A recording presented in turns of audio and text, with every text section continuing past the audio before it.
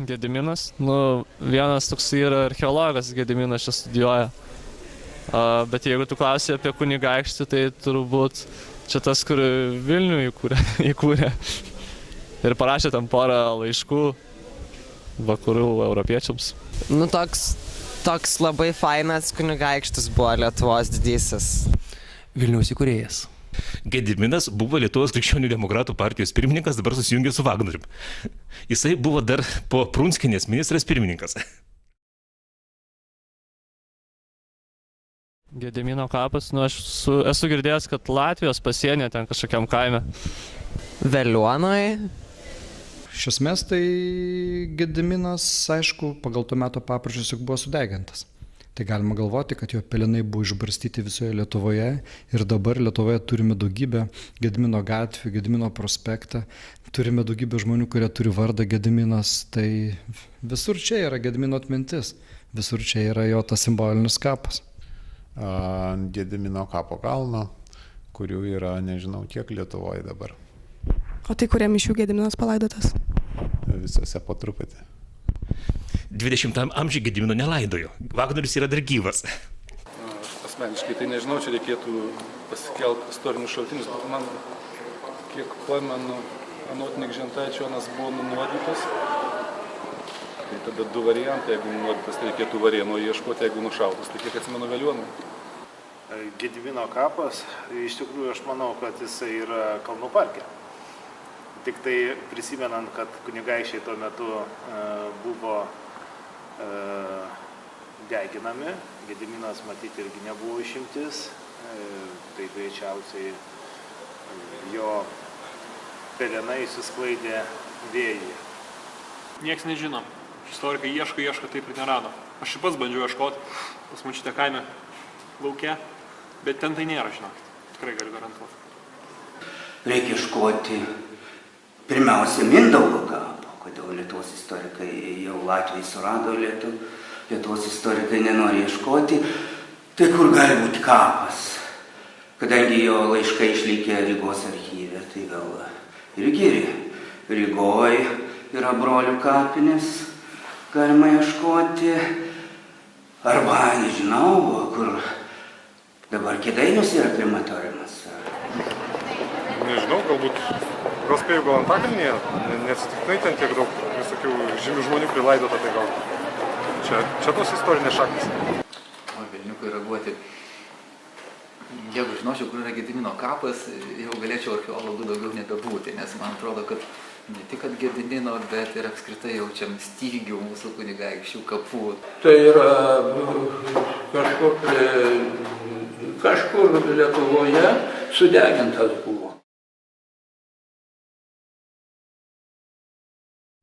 Kažkas šventė istoriadą ir paskui susapnavo ir išaiškino viską.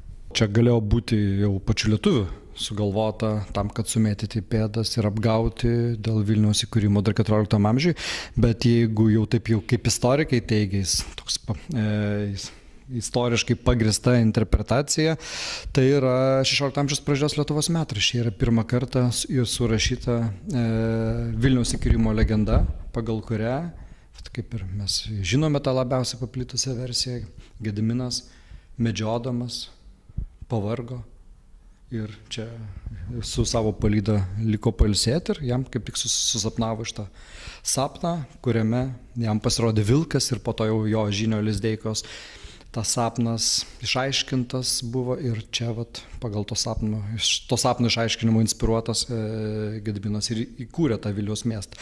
Iš kitų šaltinių žinome, kad tai vyko 1323 metais ir tegul dabar archeologai, istorikai ir toliau aiškina, bando ankstinti dalykus, tačiau aš kaip Vilnietis nuo vaikystės žinau, man buvo išaiškinta ir aš tikiu, kad Vilnius ir buvo įkurtas 1323 metais. Todėl galima švęsti jo 690 metinės. Pats Gediminas papasakojo. Logiškai galvojant, dar klausimas, ar tai legenda, nes mano kasinėjimai senuose trakuose rodo, legendos pradžia yra, kad Gediminas išėjo iš Kernavės, atėjo į senuosius trakus, rado didelį ir aukštą kalną apaugusią ąžuolais, ten pastatė pilį ir netrukus po to, toliau visi žino apie geležinį vilką. Tai gal ten ne legenda, gal tiesiog atsiminimus užrašė. tikriausiai irgi niekas nežino, aš tai irgi nežinau. Per medžioklę kažkas gal įvyko, kad metaliniai vilkai pradėjo rodytis, aš nežinau, tas Gediminas toks nurautas yra, tai kas ten nežino. Tai legenda kilo tikriausiai iš Lizdeikos pasakojimų. O pas Lizdeika tikriausiai labai labios vaizduotės žmogelis buvo, kur šitą legendą ir paplatino. Kažkur ten vietoj, įdomesnis klausimas, aišku, su kuo jis ten miegojo, bet čia kažkaip šitoj vietoj tą istoriją ir nutyli. Tai čia kiekvienas gali įsivaizduoti. Aišku, kad miegas buvo gilus, jeigu jis tokį gražų sapną susapnavo tuo metu. Miegmaišyje prie laužo. Turbūt ant žolės. Kadangi kitų atveju tokio sapno nesusapnuosi lovoj miegodamas. O kodėl? Per daug patogu, geresni sapnai sapnuojasi.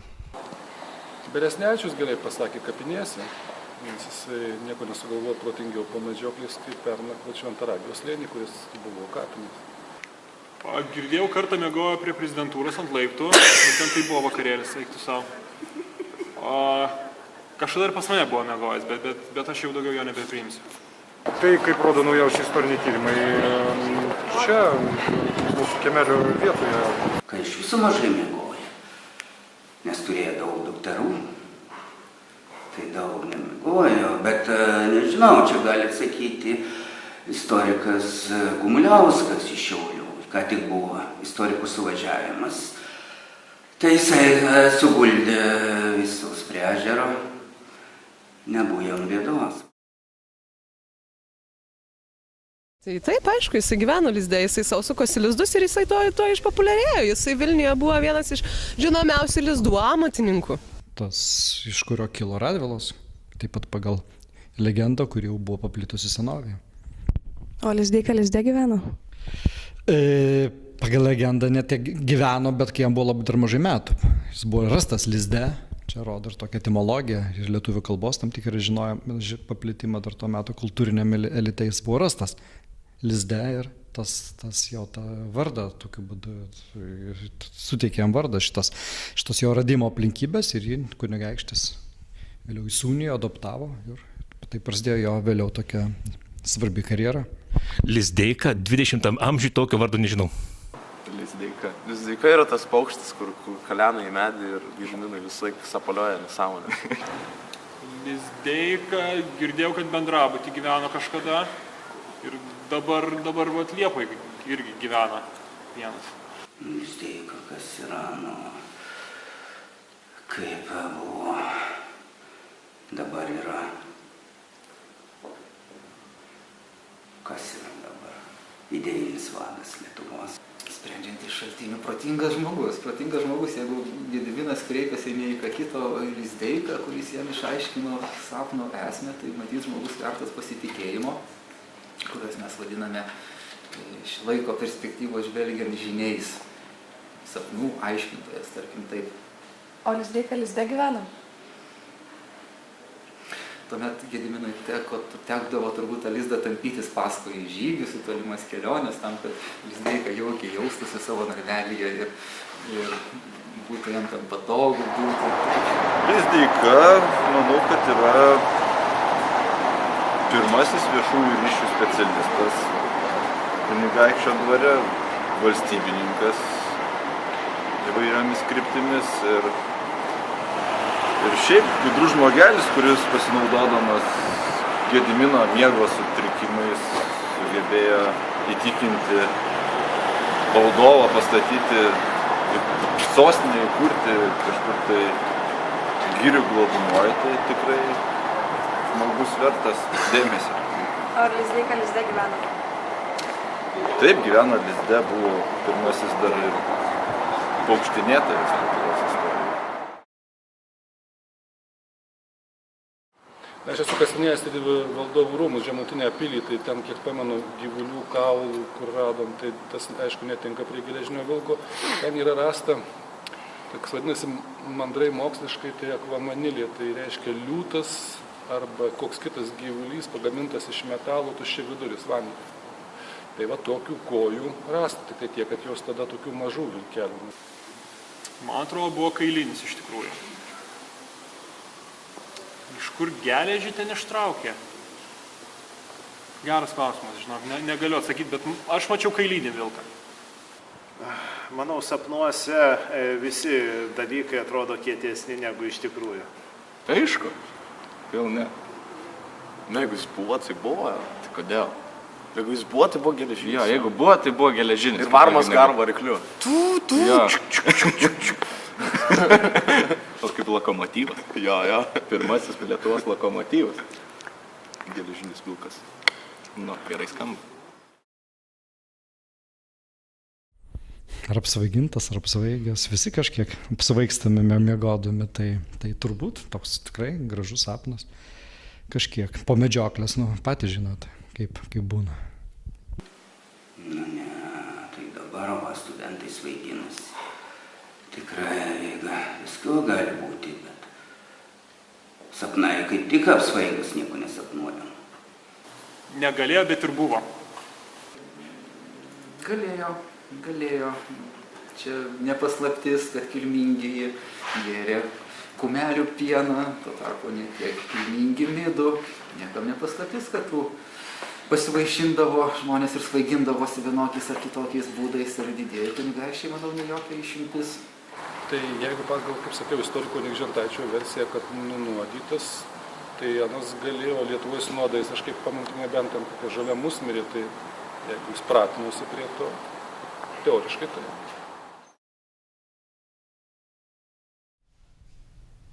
Mes čia istorikai ar kaip? Sekmanį dar jis buvo gyvas. Dabar mes turime, taip, dabar Gediminas yra ištiražuotas. Jis yra ištiražuotas gatvėse, varduose, visur. Daug Gediminų turime, daugiau negu jis pats negalėjo pagalvoti, kad tais laikais vardai buvo Lietuvoje itin tokie, sakyčiau, nesikartojantis. Mes nežinome daugiau nei vieno, nei valdovo, nei didiko Gedimino. Dabar mes turime daug Gedimino. Gediminų kraštas, kaip ir Vytautų esame.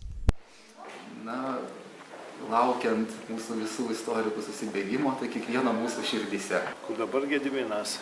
Aš manau, kad Gediminas dabar pas mus yra tik tai istorijos vadovėliuose. Gediminas yra doktorantas, archeologas Gediminas vienas. Ir dar vienas archeologas yra 3. ar 4. kurse bakalauro, atrodo. Gyvas, kiek žinau, abu gyvi. Aš tai manau, kad jis kažkur Traineris pilies gatvėje. Supyp, kunigaikštis. Man atrodo, čia tas pats. Taigi vaikšto vienas.